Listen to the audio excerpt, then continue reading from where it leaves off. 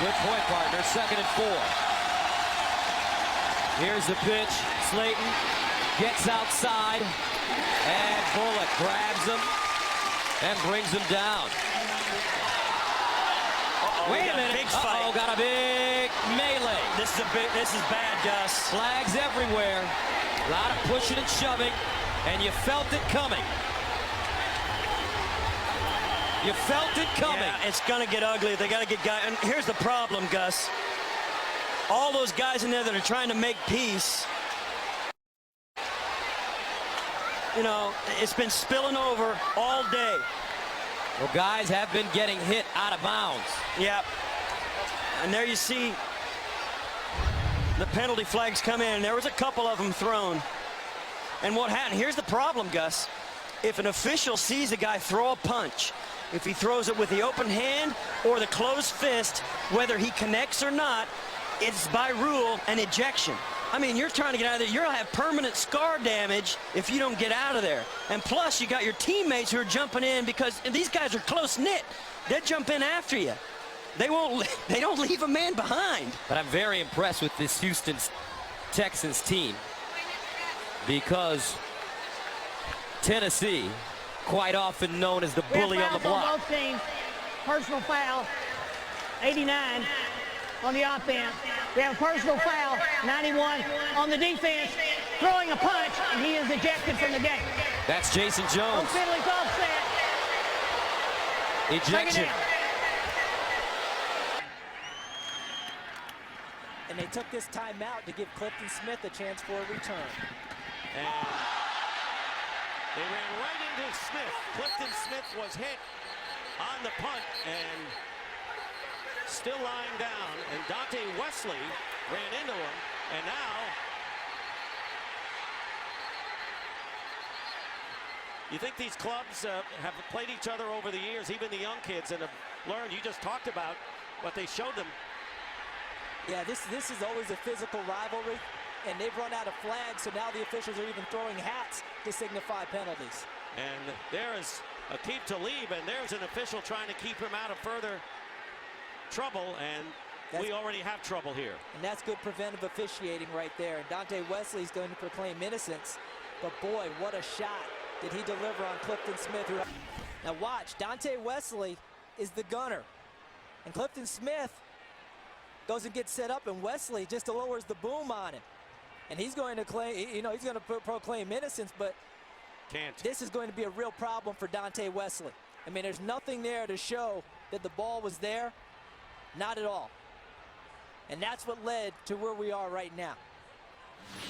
And when the Buccaneers saw what Wesley had done, they obviously came to his aid, especially since he wasn't getting up from that injury. Dick, when your coach, I'm talking about the Buccaneers, shows you film in camp about a team that he says has physically dominated you, and something like this happens, look out. Fair catch interference, which was also a personal foul. Number 21 of the kicking team. That player, by virtue of his actions, is disqualified for further participation. 15-yard penalty and an automatic first down. I'm right here, babe. I'm right here. Right here. Right here. 7th catch of this season for 20 or more yards for Breston. And here's Hightower right through the heart of this Chicago defense. To the Chicago 45, a 13-yard run. And now activity after the play was well over. And it's Tommy Harris who did something, as you look at this defense for Chicago, to Deuce Latui. And Latui can't get up. I mean, it was way at the end of the play, well after the whistles, and now Latui can't get to his feet. And let's go back and see. Personal foul after the play. Unnecessary roughness. Defense number 91. He is ejected from the game. 15-yard penalty. He slugged the player in the head.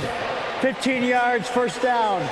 So it's not just a 15-yard penalty, but Tommy Harris is ejected from the game. And you have to get out of bounds.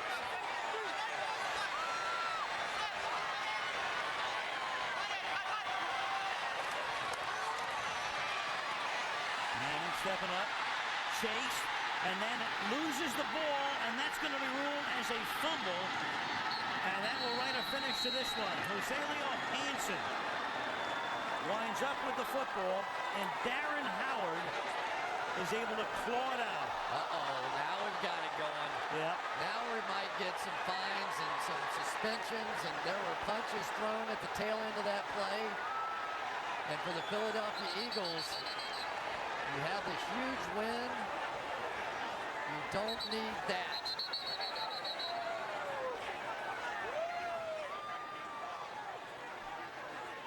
I know who I thought it was, but I think it's Trent Cole that comes in from the back. He's going to throw a punch. After the play, personal foul, number 60. 2 punches. New York taking the helmet off of a player. That penalty will be assessed half the distance. First down, Philadelphia. Dropped their 6th game. They will offset at the succeeding spot.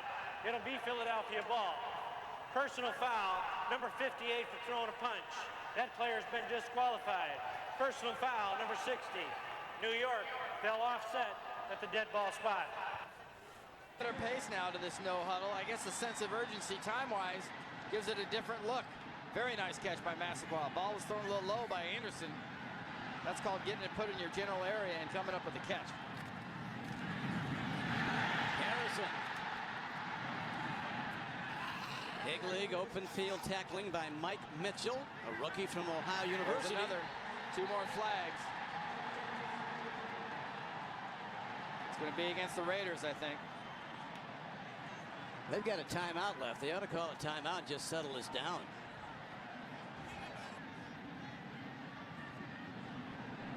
After the play is over, personal foul, unnecessary roughness, number 26 of Oakland. There was a Stanford route. Unnecessary headbutt.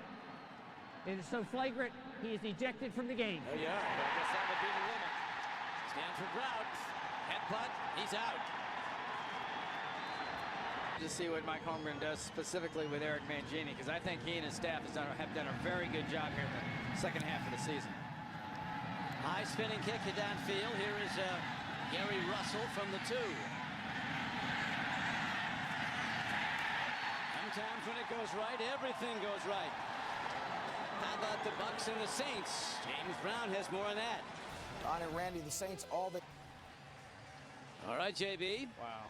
Saints just cannot stop flirting with danger, can they? They're not getting better down the stretch, that's for sure. They're not.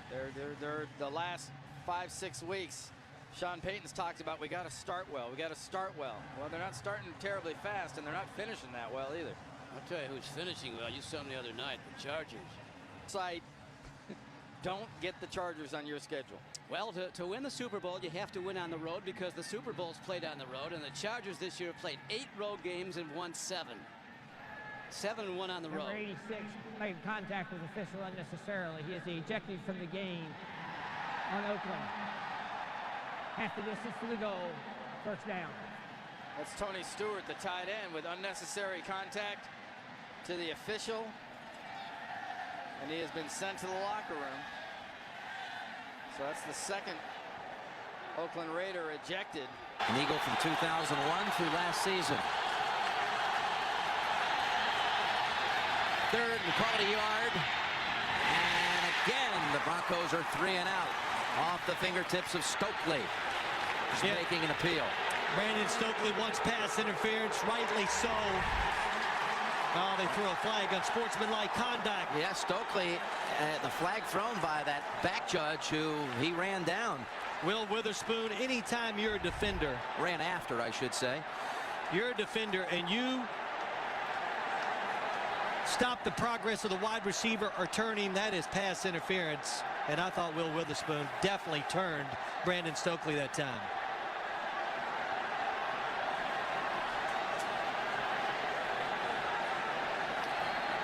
This penalty will take him back inside the 20. After the play was over, unsportsmanlike conduct on the offense, number 14, contacting an official. Number 14 is ejected. Oh, on top of it, he's tossed. Wow. Now they've already lost McKinley, one of the receivers. Eddie Royal is out. And Brandon Stokely, kind of the move receiver who they put a lot of...